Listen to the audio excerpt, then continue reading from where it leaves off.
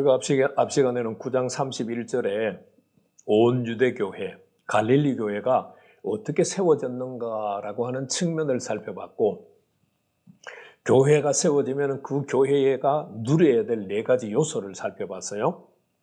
자, 이번에는 9장 32절에서 42절, 32절에서 42절 말씀까지 살펴보도록 하겠습니다.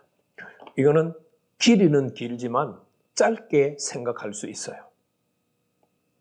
32절에서 35절 말씀까지는 룻다에서 일어난 베드로의 사역이에요. 룻다에는 여성도 에니아가 있었어요. 베드로가 32절 상반절 말씀을 보면 사방으로 두루 다니다가, 다시 말하면 예루살렘에서부터 시작해서 이렇게 사방으로 서쪽으로 가다가 룻다에 이르렀어요. 룻다에 이르렀는데 여성도 에니아가 8년 동안 중풍병을 앓고 있어요. 베드로가 중풍병을 앓고 있는 에니아를 보고 뭐라고 선포하느냐? 34절 말씀에 에니아야, 예수 그리스도께서 너를 낫게 하신다 라고 선포를 했어요. 에니아는 유대인이에요. 그리고 성도예요. 그런데 베드로가 예수 그리스도라고 선포한 것은 쉽게 말하면 다시 복음을 전했다라고 말할 수도 있어요. 예수의 이름, 예수 그리스도의 이름 속에 있는 하늘과 땅의 권세를 선포함과 동시에 복음을 전했다고 말할 수 있어요. 그리스도는 지난주에 말씀드렸죠. 구약 성경 전체가 그리스도에 대한 말씀이에요. 여호와께서 이스라엘 백성들에게 뭘 약속했어요? 메시아를 보내주기로 약속했어요. 그리스도를 보내주기로 약속했어요. 그런데 유대인들은, 이스라엘 사람들은 그것을 어떻게 했어요? BC 600년부터 지금 계속해서 식민지 생활을 하고 있으니까 이스라엘 나라를 독립시켜줄 사람으로 그리스도를 기다렸어요. 그러나 하나님은 그 계획이 아니죠. 하나님의 나라를 이룰 그리스도를 보내주신다고 하셨잖아요. 유대인들은 해석을 잘못한 것뿐이에요. 지금 에니아의 마음속에도 단순히 이스라엘 나라의 회복에 관한 메시지가 자리 잡을 수 있어요. 그런데 그리스도, 하나님의 나라가 에니아에게 회복되어질 것을 선포하고 있다고 볼 수 있어요. 왜? 앞에 예수가 나오니까. 예수가 그리스도야. 예수께서 오셔서 어떤 일들을 하셨어요? 귀신을 쫓아내시고 수많은 병자를 치료하시고 약한 자를 강하게 하시고 복음을 전하셨잖아요. 그래서 그 예수가 그리스도야 라고 하는 것을 에니아에게 복음으로 전하고 있다고 우리가 볼 수 있어요. 그랬더니만 에니아가 어떻게 됐어요? 벌떡 일어났죠. 일어나 내 자리를 정돈해라. 그러니까 8년 동안, 여러분 우리도 지금 주변에 중풍병자를 보잖아요. 그들이 어떻게 다녀요? 어떤 사람들은 그냥 찔뚝찔뚝하고 다니는 사람이 있고, 어떤 사람들은 지팡이를 짚고 찔뚝찔뚝하며 다니는 사람들이 있고, 어떤 사람은 레카 비슷한 거 이름은 제가 잘 모르겠네요. 그거를 밀고 다니는 사람들도 있잖아요. 요즘은 시대가 좋아져가지고 전동차를 타고 다니는 사람들도 많더라고요. 제가 산책을 가면 그 산책로에도 전동차 타고 매일 오시는 할아버지가 할머니를 모시고 오는 것도 보고 있어요.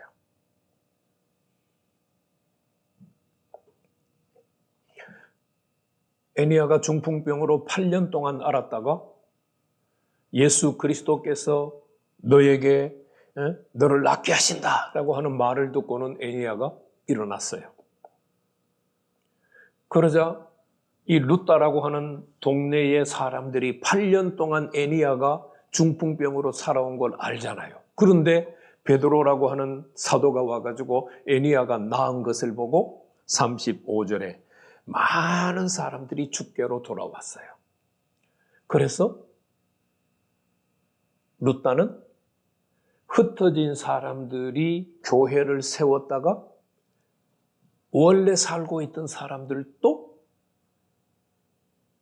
룻다 교회에 합세하는 부흥의 역사가 일어난 것을 32절에서 35절 말씀까지 기록하고 있어요.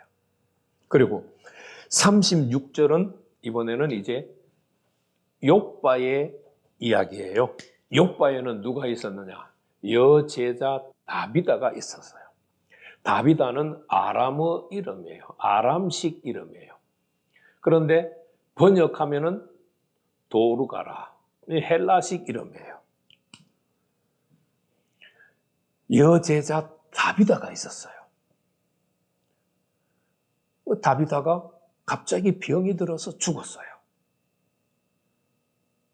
여제자 욥바의 여제자 다비다가 있었으니까 욥바의 교회가 세워져 있을까요? 없을까요?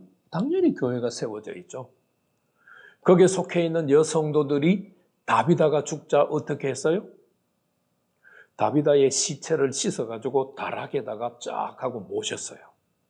여러분, 사람이 죽으면 뭘 해야 돼요? 장례할 준비를 해야 되잖아요. 그런데 지금 욥바에 있는 성도들은 여제자 다비다가 죽자 장례할 준비를 하는 것이 아니라 몸을 깨끗하게 씻어서 다락에 눕히는 일을 했어요. 왜요? 그들은 룻다에서 애니야를 고쳤다고 하는 베드로의 사역에 대해서 전해 들었고 그 베드로가 어디에 있다는 걸 알고 있었어요. 지금 욥바에 다비다가 있어요. 룻다의 근처인 룻다에 베드로가 있다는 사실을 알았어요. 그래서 욥바의 성도들은 여제자 다비다가 죽자 장례를 준비한 것이 아니라 씻어서 다락방에 얹어놓고 베드로를 불러오기를 그들이 계획을 한 거예요. 그래서 두 사람을 베드로에게 보내서 빨리 베드로를 내려오라고 요청을 해요. 그래서 베드로가 내려와서 다비다가 누워있는 다락에 올라가니까 수없이 많은 가부들과 여성도들이 울면서 이게 다비다가 나한테 준 속옷이에요. 이게 다비다가 나한테 준 겉옷이에요. 다비다가 베푼 선행이 구제가 어마어마한 거예요. 그 성도들이 울면서 베드로에게 이게 다비다가 나한테 준 속옷이에요. 이게 다비다가 나한테 준 겉옷이에요. 왜 그 이야기를 한 걸까요? 네. 다비다를 살려달라는 이야기죠. 성경이 살려달라는 이야기를 안 썼지만 다비다에게 도움을 받았던 여성도들이 가부들이 지금 울면서 베드로에게 다비다의 선행을 이야기하는 것은 다비다는 살아나야 된다는 것을 얘기하고 있고 다비다는 아직도 자신들에게 필요하다는 것을 지금 얘기하고 있는 거예요.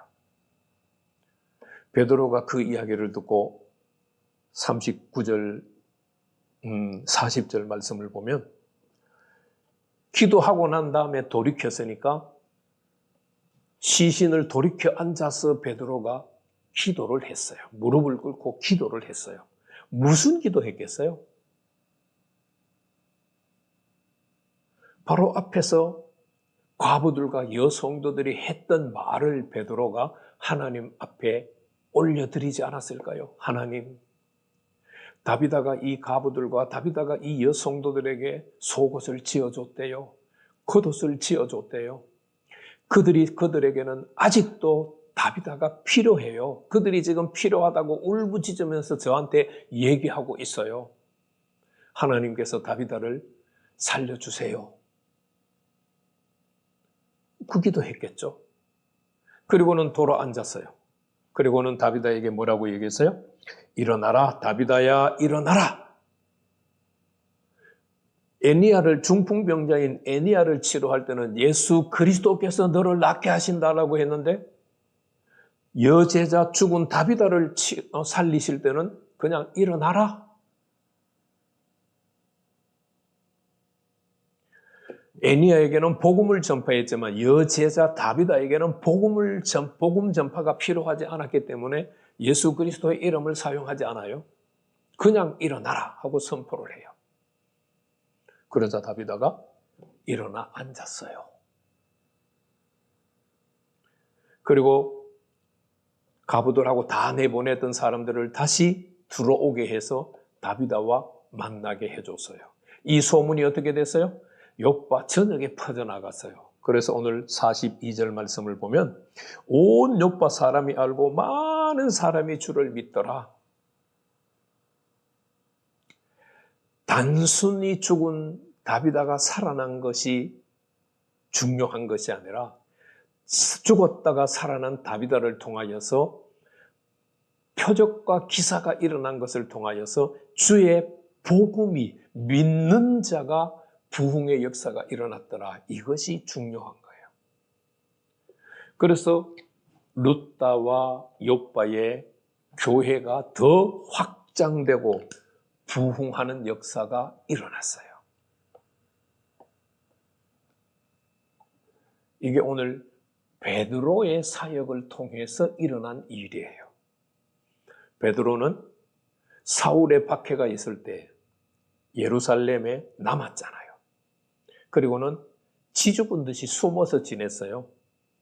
성경이 그 행적을 기록하지 않다고 안고 있다는 말은 의미 없이 지냈다는 것과 똑같아요. 그런데 9장 1절에서 30절에 사울이 죽자 베드로가 출현을 해서 복음을 전하기 시작을 했어요. 그래서 이미 형성되어 있던 룻다와 욥바의 더 교회가 확장이 되고 든든하게 세워져가는 역사가 일어났어요. 43절 말씀은 베드로의 사역과 관련되기보다는 10장 말씀으로 넘어가기 위한 복선을 깔고 있는 말씀이에요. 실제로 베드로가 욥바의 무두장이, 가죽 만드는 사람이죠. 무두장이 시몬의 집에 머무는 것도 사실이에요. 그런데 베드로가 욥바의 가죽 만드는 시몬의 집에 머문다라는 것만 말하려고 하는 것이 아니라 그것을 통해서 다음 10장의 내용으로 전환하기 위한 복선을 깔고 있는 구절이 9장 43절 말씀이에요. 오늘 말씀을 마치면서 역사 속에 사라져 있던 베드로가 박해가 끝나자마자 다시 출현해서 사도행전 1장 8절에 사명을 감당하고 있다는 것을 우리가 기억해야 돼요. 어쩌면은 여제자 다비다가 살아야 되는 이유도 어디에 있느냐? 아직 사명 감당이 끝나지 않았기 때문이에요. 베드로가 사명을 감당하지 않고 있다가 베드로가 사명을 감당하면서 욥바에 있는 여제자 다비다를 치료하는 것은 같은 맥락의 연결고리를 가지고 있다고 볼 수 있어요. 사명을 받은 베드로가 예루살렘에 잠잠하고 있다가 사울의 박해가 끝나자 사명을 감당하고 있는데 사명을 감당하던 다비다가 죽어서 사명을 감당할 수 없게 됐어요. 그런데 여제자들의 도움을 받았던 욥바의 성도들이 다비다는 살아야 돼요. 아직 그녀의 사명은 끝나지 않았어요. 울부짖으며 베드로에게 요청한 말은 그가 아직 사명 감당할 것이 남아 있었어요라는 말과 같아요. 하나님께로부터 사명을 받은 자는 사명을 감당하기 전에는 죽으면 안 돼요. 그냥 예수를 믿는 성도들은 언제든지 죽어도 돼요. 하나님이 원하시는 데까지 사시기를 원하신다면 하나님, 저도 사명자가 되기를 원해요.